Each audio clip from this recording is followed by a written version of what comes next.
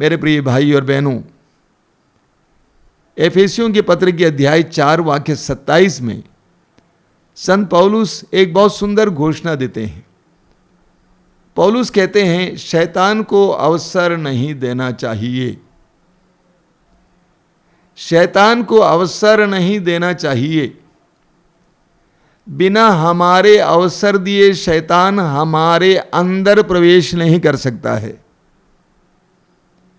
बिना हमारी अनुमति दिए शैतान हमारे अंदर प्रवेश नहीं कर सकता है। इसीलिए पौलुस कहते हैं कि शैतान को अवसर नहीं देना चाहिए। लेकिन ठीक इसके पहले वाक्य 26 में संत पौलुस क्या कहते हैं, यदि आप क्रुद्ध हो जाएं तो इस कारण पाप ना करें। सूरज के डूबने तक अपने क्रोध को कायम ना रहने दें।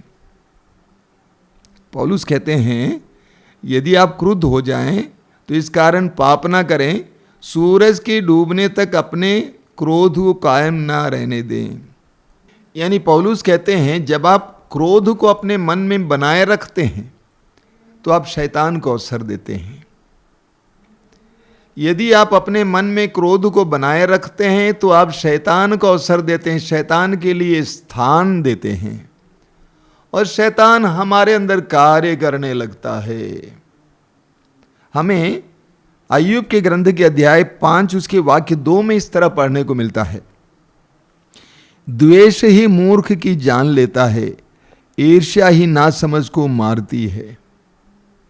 वचन क्या कहता है, द्वेष ही मूर्ख की जान लेता है, यानी क्रोध ही मूर्ख की जान लेता है, ईर्ष्या ही नासमझ को मारती है। क्रोध हमारी जान लेता है, हमें अपने वश में कर लेता है। हमें उत्पत्ति ग्रंथ के अध्याय 4 में काइन और हाबिल के बारे में पढ़ने को मिलता है। आदम और हेवा की 2 संतान, 2 भाई। हाबिल पशुपालन का काम करता था, काइन खेती करता था, किसान था। दोनों ने प्रभु को भेंट चढ़ाई। काइन ने अपने खेत की कुछ उपज प्रभु के सामने रखा, लेकिन हाबिल ने अपने सर्वोत्तम भेड़ का बच्चा प्रभु को चढ़ाया। वचन कहता है कि प्रभु को हाबिल की भेंट पसंद आई, इस कारण काइन क्रुद्ध हुआ। वचन में लिखा हुआ है, काइन क्रुद्ध हुआ और वो उस क्रोध के आवेश में था। उसने अपने जीवन में शैतान के लिए अवसर दिया और शैतान ने उसके अंदर इस कदर काम किया कि काइन ने अपने एकमात्र साथी और भाई हाबिल की हत्या की। जब हम अपने हृदय में क्रोध बनाए रखते हैं, किसी ने आपको दुख दिया और उस दुख के बारे में मनन चिंतन करते हैं, उस व्यक्ति को क्षमा नहीं करते हैं, आपके मन में वो क्रोध बना रहता है, उसी पर आप मनन चिंतन करते रहेंगे, शैतान को अवसर देंगे तो शैतान आपको क्या क्या नहीं करा सकता है, कर सकता है। शैतान आपको किसी की हत्या करा सकता है, शैतान आपको रोगी बना सकता है। आज से कई साल पहले की बात है, 1981 में मैं एक और भाई के साथ उत्तर प्रदेश और राजस्थान के युवक युवतियों के लिए कार्य कर रहे थे। हम लोग एक शहर गए हुए थे कार्यक्रम के लिए। चर्च के बगल में एक मसीही परिवार था, वहाँ की लड़की ने अपने घर पे हमें बुला लिया। उसका पिता बीमार था, उसको 5 साल से दमे की बीमारी थी, गर्म जाड़े का मौसम था। हमने देखा कि घर के बाहर धूप में वो एक खटिया पे पड़े हुए थे और उसके खटिया के नीचे एक डब्बा था जिसमें बार बार वो थूकता था। हम उसके करीब गए और उनसे पूछा कि क्या हम प्रार्थना करें आपके लिए। उन्होंने अपने हाथ से कहा कि हम दिखाया कि हमें प्रार्थना उठना की जरूरत नहीं है। हम समझ गए कि उनके अंदर बहुत ज़्यादा क्रोध है। घर के अंदर गए, उनकी पत्नी से बातचीत किए। पत्नी ने कहा कि 5 साल पहले से वो बीमार है। हमने पूछा 5 साल पहले कुछ घटित हुआ था क्या? तो उसने कहा कि वो एक कंपनी में काम कर रहे थे, अगर प्रमोशन चाहिए था तो उनको नसबंदी करानी थी, लेकिन वो इसके लिए तैयार नहीं थे। पत्नी ने कहा कि मैंने उनको ज़बरदस्ती की और मजबूरन उन्होंने नसबंदी कराई। उसके बाद से उनके अंदर मेरे प्रति बहुत क्रोध था। अब धीरे धीरे क्रोध ने किस चीज का रूप धारण कर लिया है? रोग का रूप धारण कर लिया।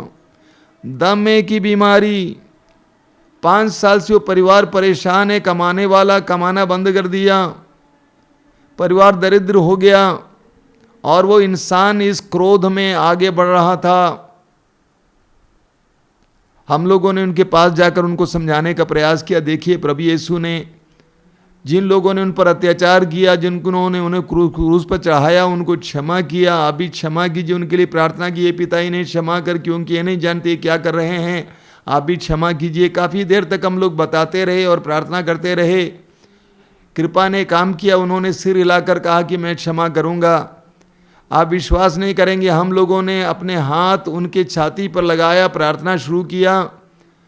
कुछ ही पलों में एक मेंढक की तरह वो उठ खड़े हो जाते हैं, अपने सीने को मारते हैं और कहते हैं कि मैं चंगा हो गया हूँ। कमरे के अंदर जाते हैं, अपनी पत्नी को गले लगाते हैं, अच्छा कपड़ा पहनकर चर्च चला जाता है और वहाँ जाकर फादर से मेल मिलाप का संस्कार ग्रहण करते हैं। कितना बड़ा चमत्कार हुआ।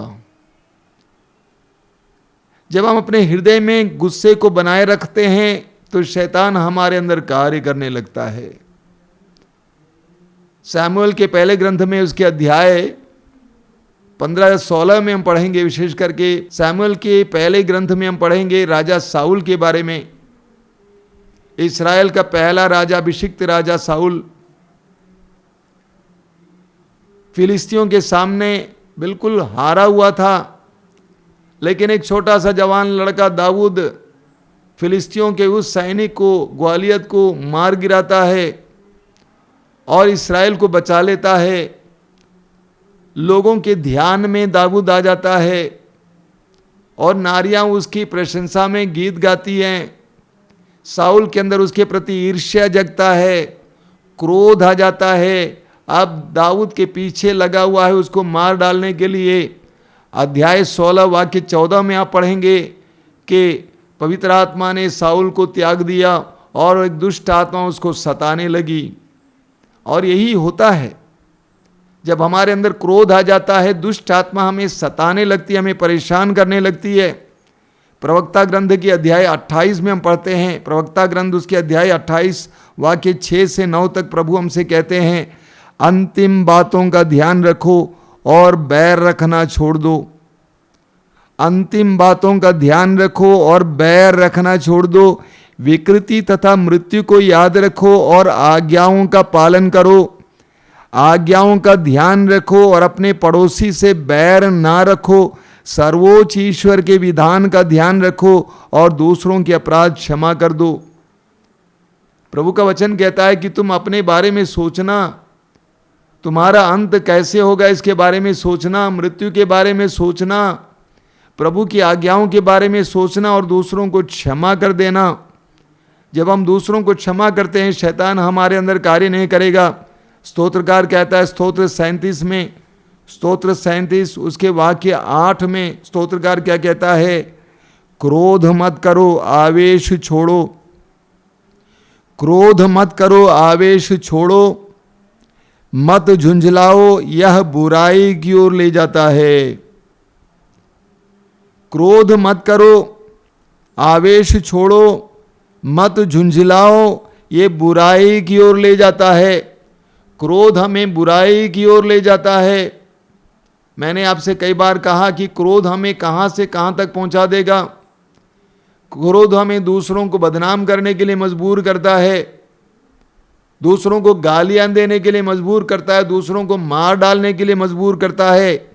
सूक्ति ग्रंथ अध्याय 12 उसके वाक्य 16 में वचन में क्या लिखा हुआ है, मूर्ख अपना क्रोध तुरंत प्रकट करता है।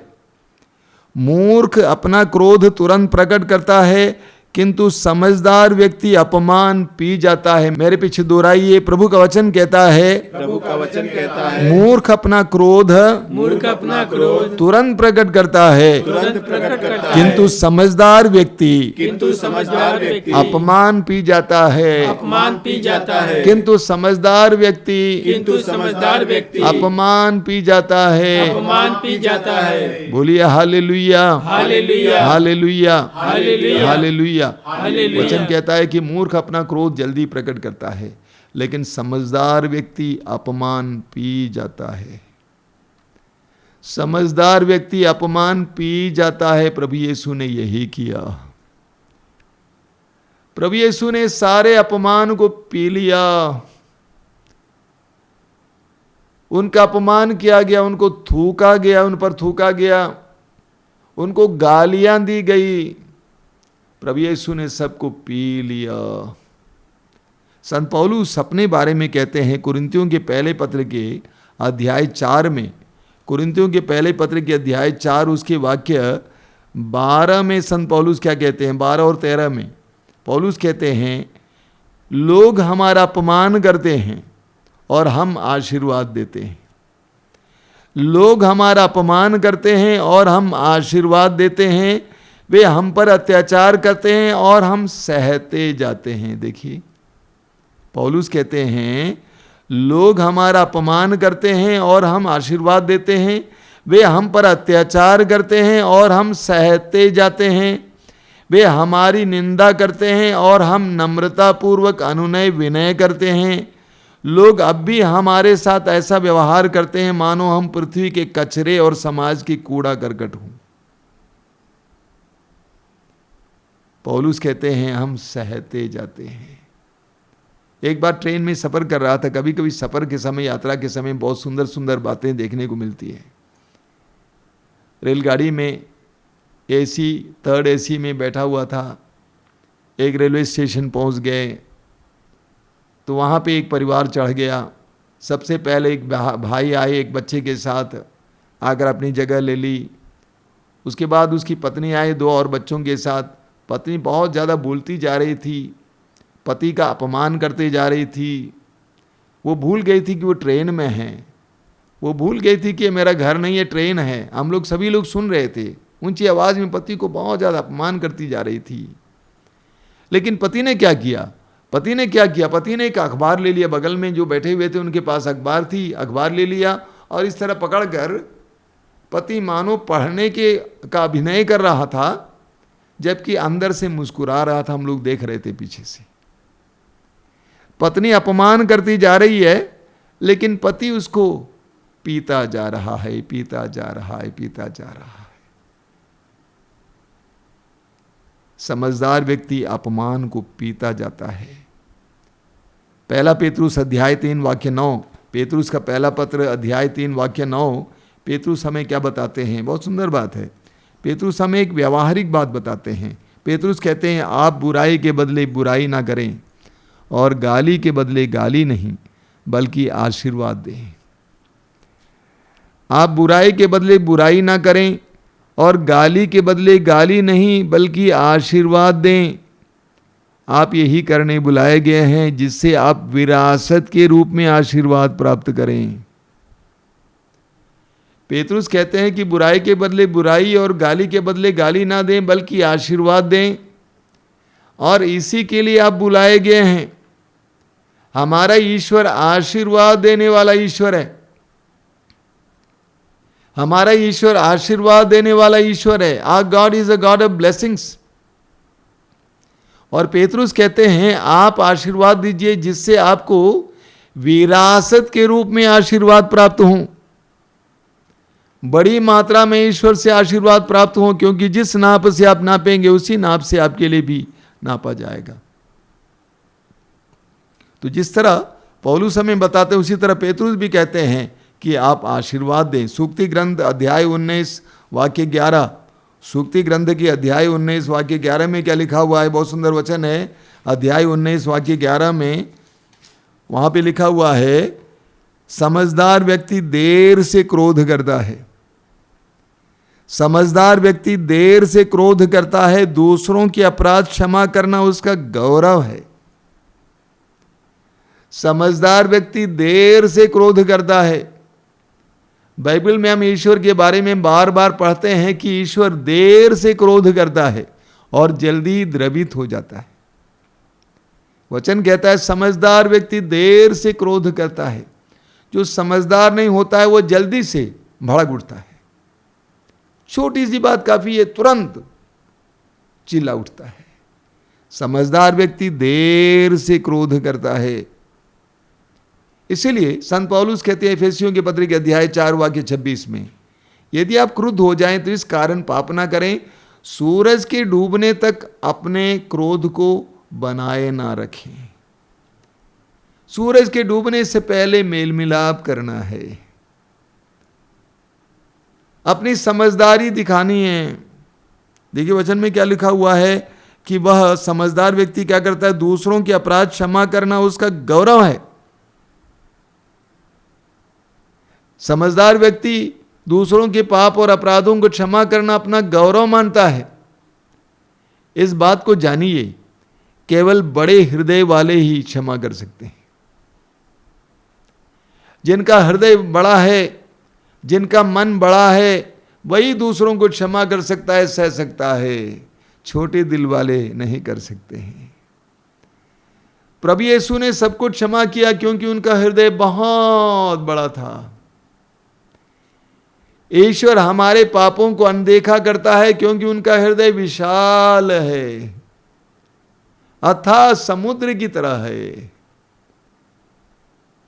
इसको अपना गौरव मानता है समझदार व्यक्ति। प्रवक्ता ग्रंथ के अध्याय 1 वाक्य 28 और 29, प्रवक्ता ग्रंथ अध्याय 1 वाक्य 28 और 29 में क्या लिखा हुआ है, जो अकारण क्रोध करता है वो दोषी है, क्रोध का आवेग उसके विनाश का कारण बनता है।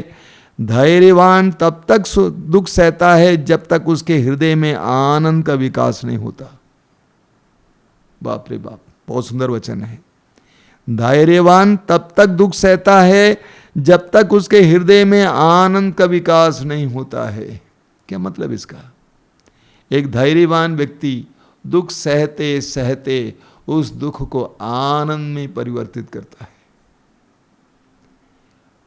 उसके आंसू आनंद में बदल जाता है। और एक बार मैं आपको सुनाना चाहता हूं, प्रवक्ता ग्रंथ अध्याय 1 वाक्य 29, धैर्यवान तब तक दुख सहता है जब तक उसके हृदय में आनंद का विकास नहीं होता। हमारे जीवन में बहुत सारे लोग हमें दुख देते हैं। हम क्या करते हैं? अक्सर हम अपने हृदय में ले लेते हैं, चोट खाते हैं, उस पर मनन चिंतन करते हैं, प्रतिक्रिया के रूप में अपने में क्रोध बनाए रखते हैं। और इसीलिए कि हम अपने हृदय में क्रोध बनाए रखते हैं, शैतान को अवसर देते हैं। शैतान हमारे अंदर गलत गलत भावनाएं लाता है, प्रतिशोध की भावना लाता है, गुस्से की भावना लाता है, अक्षमा की भावना लाता है, हमें परेशान करते रहता है। हम बेचैन हो जाते हैं, हमारे अंदर चिड़चिड़ापन आ जाता है और वो पूरे घर परिवार में सबको पता चल जाता है। इस तरह शैतान हमारे अंदर कार्य करने लगता है। लेकिन हमें समझना होगा क्या करना है। प्रभु यीशु ने क्या किया था? संत पेतरुस कहते हैं, पेतरुस का पहला पत्र अध्याय 2 में उसके वाक्य 23 में लिखा हुआ है, जब उन्हें गाली दी गई तो उन्होंने उत्तर में गाली नहीं दी। जब उन्हें गाली दी गई तो उन्होंने उत्तर में गाली नहीं दी। जब उन्हें सताया गया तो उन्होंने धमकी नहीं दी। जब हम लोगों को सताया जाता है तो हम लोग क्या करते हैं? अक्सर धमकी देते हैं, हम करेंगे, हम दिखाएंगे। बहुत सुंदर वचन है। जब उन्हें सताया गया तो उन्होंने धमकी नहीं दी, उल्टे उन्होंने क्या किया? उन्होंने अपने को उस पर छोड़ दिया जो न्यायपूर्वक विचार करता है। देखिए, क्षमा करना, दूसरों को सहन करना विश्वास का फल है। जब हमारे अंदर उस ईश्वर पर विश्वास होगा, उस सच्चे न्यायी परमेश्वर पर विश्वास होगा कि वह न्याय करेगा, तब हम दूसरों को आसानी से क्षमा कर पाते हैं। वरना हम प्रतिशोध लेने का मौका ढूंढते हैं। प्रभु यीशु ने अपने आप को उस न्यायी परमेश्वर के हाथ में दे दिया। ये कहा कि तू न्याय करेगा, तू जानता है सत्य क्या है क्या झूठ है, तू न्यायी है। तो प्रभु यीशु का अपने दुश्मनों को क्षमा करने की जो प्रवृत्ति है, जो कार्य है, वो कार्य उनके विश्वास से उत्पन्न हुआ। जब हमारे अंदर भी विश्वास मजबूत होगा, दृढ़ होगा, हम भी उस ईश्वर पर विश्वास करेंगे, तो अब हम अपने आप को प्रभु के हाथ में समर्पित करेंगे।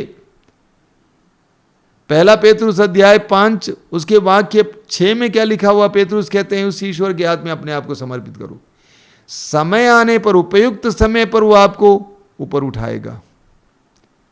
प्रभु यीशु ने अपने आप को उस न्यायाधीश, उस न्यायी परमेश्वर के हाथ में दे दिया।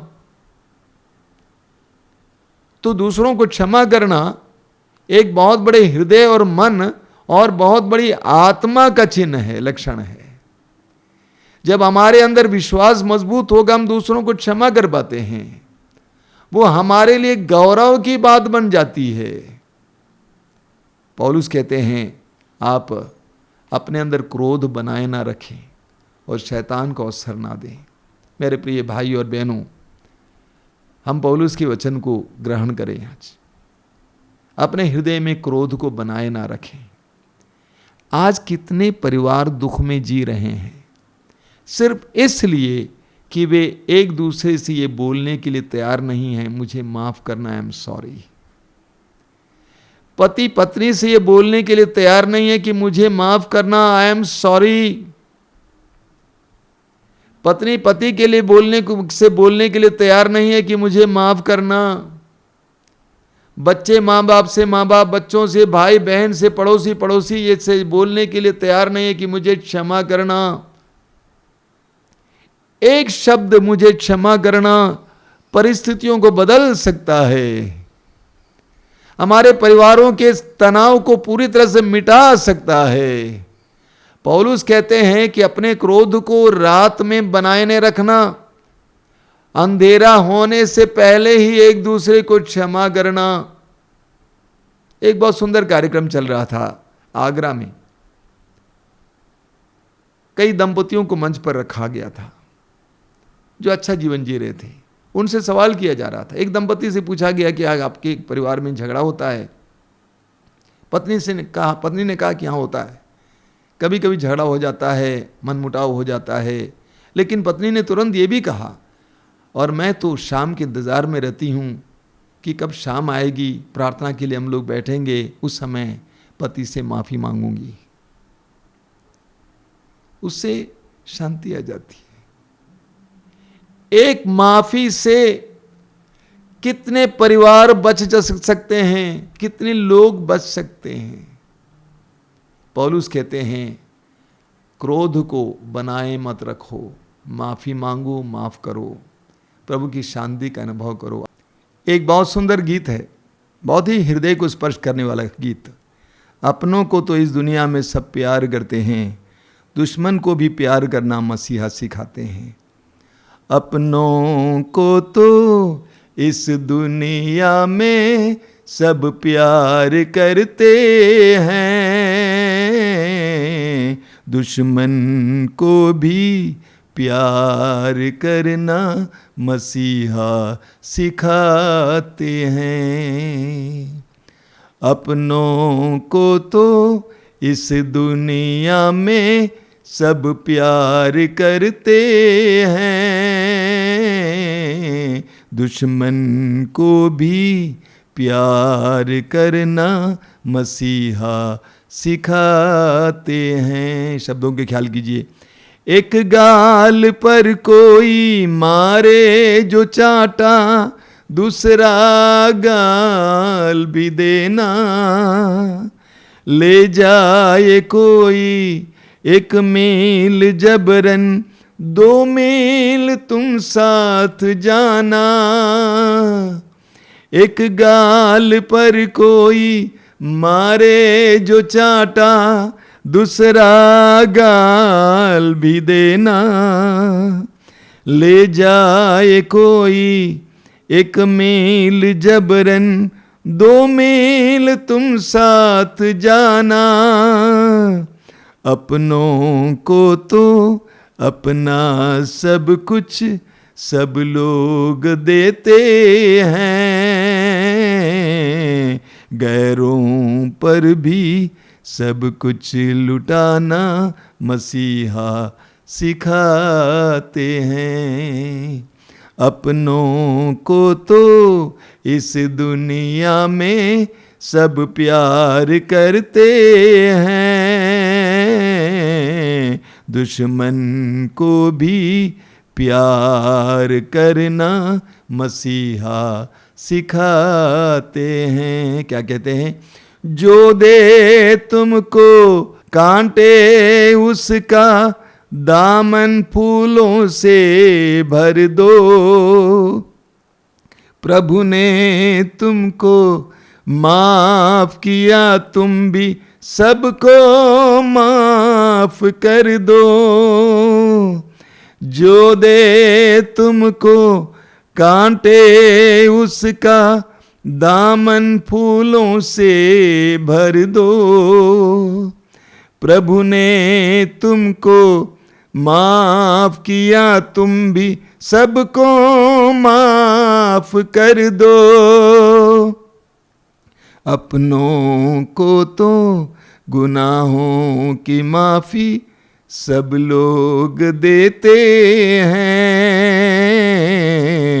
गैरों को भी माफ करना मसीहा सिखाते हैं। अपनों को तो इस दुनिया में सब प्यार करते हैं, दुश्मन को भी प्यार करना मसीहा सिखाते हैं। हम इस गीत को अपने जीवन में अपनावें, इस गीत को जिएं। आइए हम प्रार्थना करें। प्रभु यीशु, धन्यवाद देते हैं तेरे पवित्र वचनों के लिए। तेरे पवित्र वचनों के द्वारा तू हमें चंगा कर रहा है। मैं विश्वास करता हूं कि इस समय तू हमें चंगा कर रहा था, हमारे टूटे हृदयों को जोड़ रहा था। प्रभु, तूने क्रूस पर असहनीय दुख सहते समय भी, तड़प तड़प कर मरते समय भी ये कहा कि ये पिता इन्हें क्षमा कर, क्यों नहीं, क्योंकि ये नहीं जानते कि ये क्या कर रहे हैं। तूने अपने अपराधियों के लिए माफी मांगा यीशु, और तू हमारे गुरु हैं और हमारे प्रभु हैं, जिन्होंने हमें दुख दिया, पीड़ाएं दी हैं, हमारे जीवन के मार्ग पर अड़चने पैदा किए हैं, जानबूझकर हमारी बदनामी की है। उन सबको तेरी तरह क्षमा करने के लिए हमें विशाल हृदय दीजिए, विशाल मन दीजिए, विश्वास की दृढ़ता दीजिए। ए प्रभु यीशु, इन वचनों को सुनने वाले मेरे भाई बहनों को आशीर्वाद देना। अपने जीवन के उन सारे लोगों को जिन्होंने उन्हें दुख दिया, पीड़ाएं दी हैं, उन सभी को क्षमा करने के लिए अनुग्रह देना, इतना विश्वास देना, इतनी उदारता देना, इतना प्रेम देना, ताकि उनको क्षमा करके, उनसे क्षमा मांगकर उनके जीवन में तेरी शांति का एहसास कर सकें, अपने संपूर्ण जीवन को शांति में बिता सकें। हमारी इस प्रार्थना को ग्रहण करना प्रभु, ग्रहण करना, ग्रहण करना। आमीन।